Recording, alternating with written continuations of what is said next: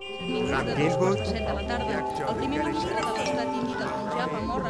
lot of us are wondering, what is all this technology doing to our brains?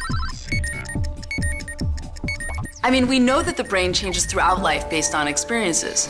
In fact, watching this movie is reshaping connections in your brain right now. But since we humans are the ones creating and using this technology, maybe a better question to ask is, how are we shaping our brains?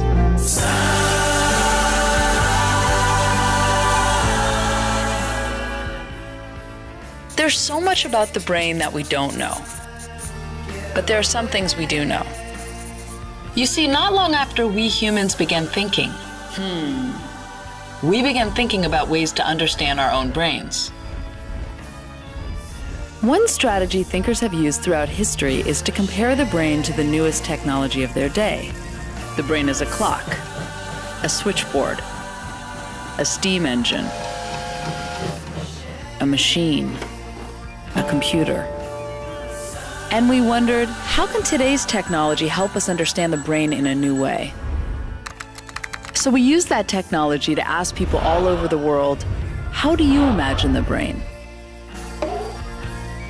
It was amazing, like all these neurons firing ideas and images back to us from all over the world.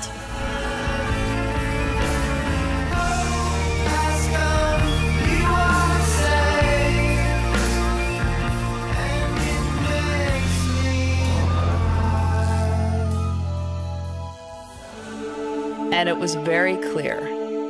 The internet, the most advanced technological system in the world, is such a strong framework to help understand the human brain, the most advanced biological system in the world. But then we thought about it a bit more.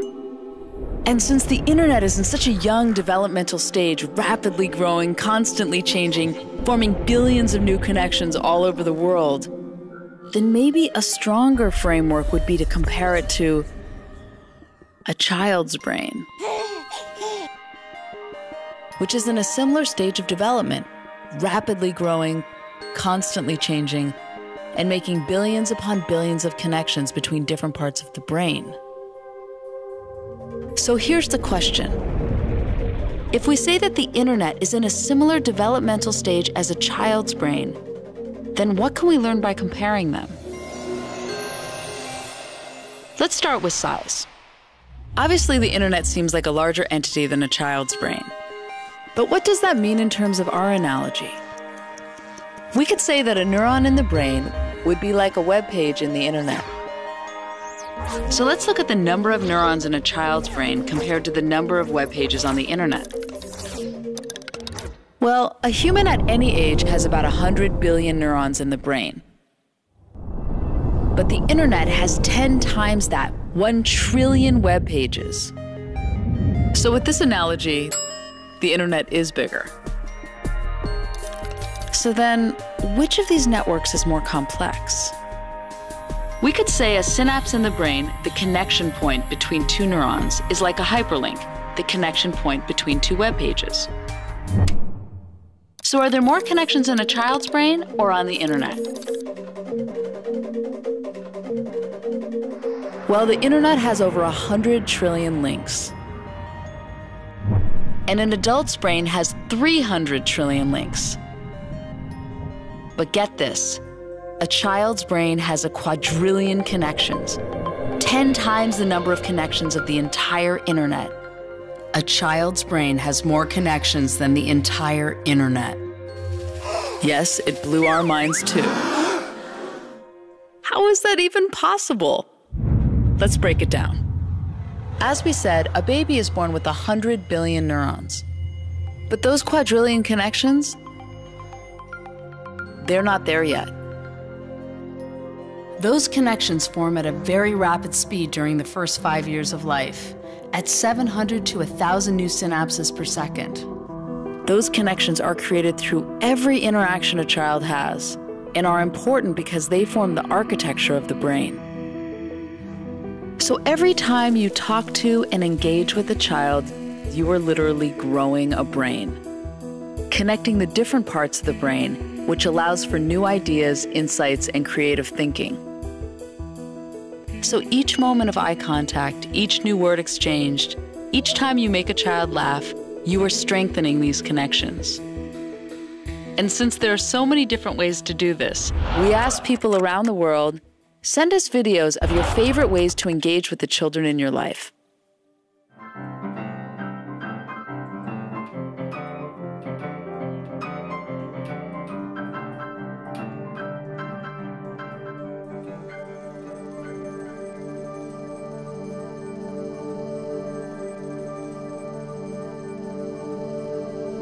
During these early years, a child's brain makes as many connections as possible.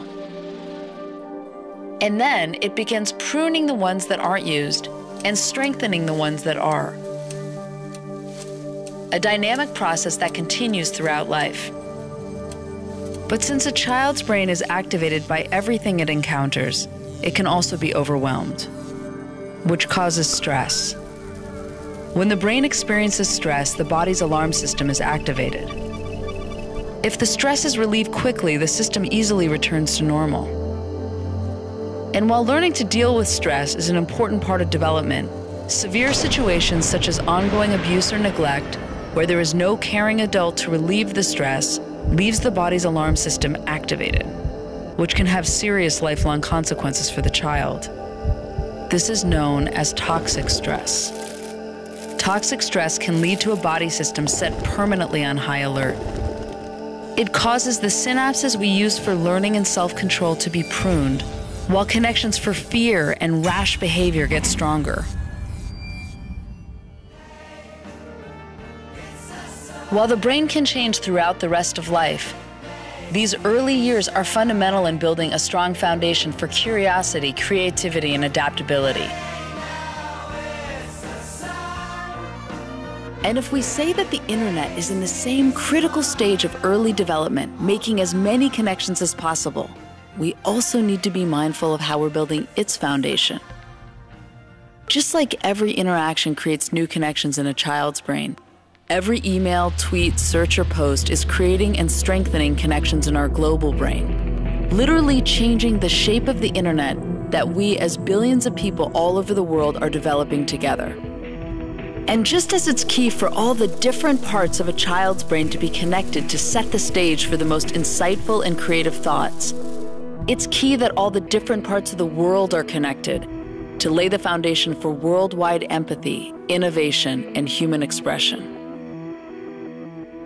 And while we don't know all the ways technology is reshaping our brains yet, we do know that every time we plug in, every person we follow, email, or link to, we know it's affecting us.